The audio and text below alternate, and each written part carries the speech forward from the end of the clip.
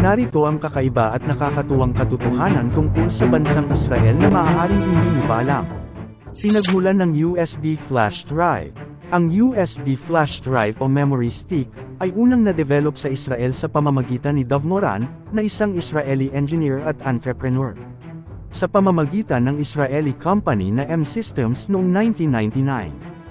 Ang USB o Universal Serial Bus na technology mismo ay dinevelop ng Intel, Microsoft, IBM, at iba pa na mostly American companies noong 1990s para sa standard ng data connection.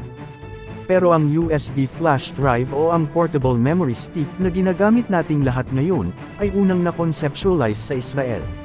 Pinakamalaking immigration.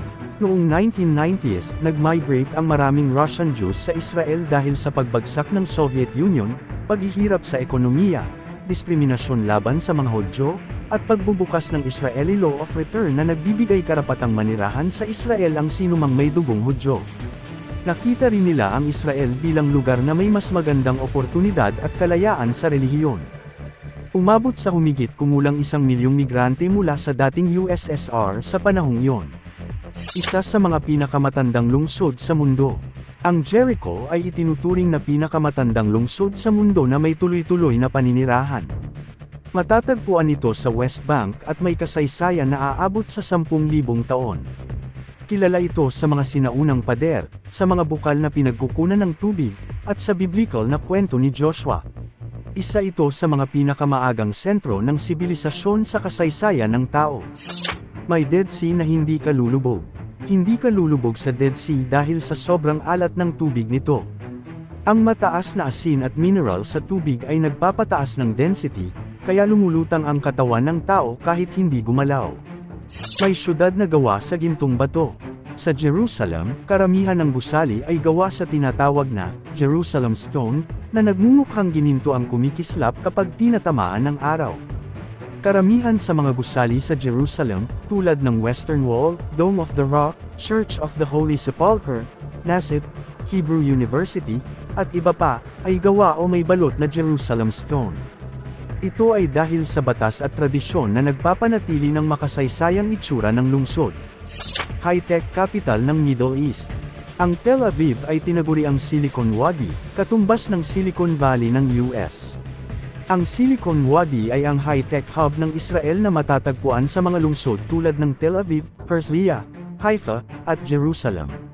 Kilala ito sa mga startup, makabagong teknolohiya, at presensya ng malalaking tech companies gaya ng Google at Intel. Isa ito sa mga nangungunang tech centers sa buong mundo. Waze ay gawa ng mga Israeli. Ang sikat na GPS navigation app na Waze ay ginawa sa Israel bago ito binili ng Google. Home of Iron Dome. Ang Israel ay lumikha ng Iron Dome, isang anti-missile defense system na nakakakuha ng atensyon ng buong mundo. May mga robot na nag-ooperate ng surgery. Maraming advanced hospitals sa Israel ang gumagamit ng surgical robots.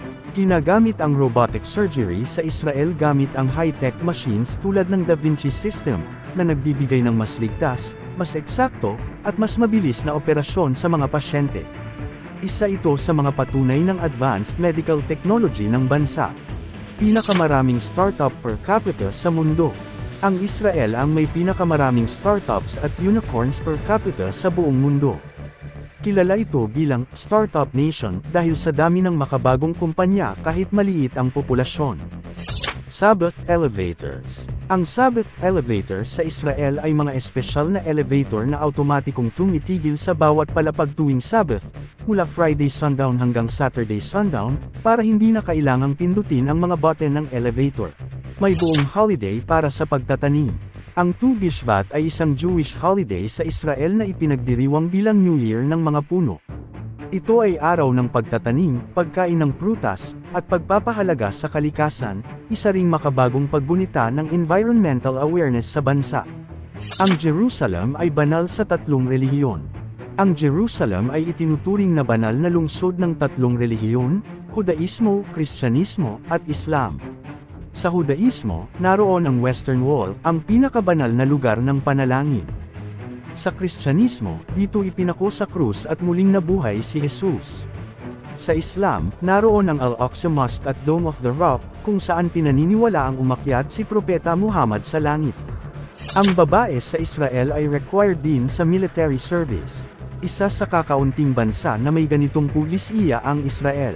Sa Israel, required ang mga babae na mag-military service simula edad 18, karaniwang tumatagal ng 24 na buwan.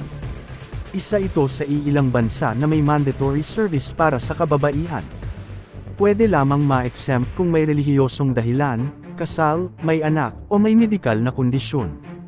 Maraming babae ang naglilingkod sa combat, intelligence, at iba't ibang military roles. May beach na makikita mo ang 3 kontinente sa horizon. Sa lungsod ng Eilat sa Israel, may beach na tanaw ang 3 kontinente, ang Asia na mismong kinalalagyan ng Israel, sa Africa na bundok ng Sinai sa Egypt, at sa Europe na symbolic route sa dagat. Kilala ang lugar na ito sa Red Sea, malinaw na tubig, at strategic na lokasyon malapit sa Egypt at Jordan. May pet passport para sa mga alagang hayop sa Israel. Ang pet passport para sa Israel ay isang serye ng dokumento para sa mga pet, kailangan mayroong microchip ID, vaccination, titer test, health certificate, at import permit.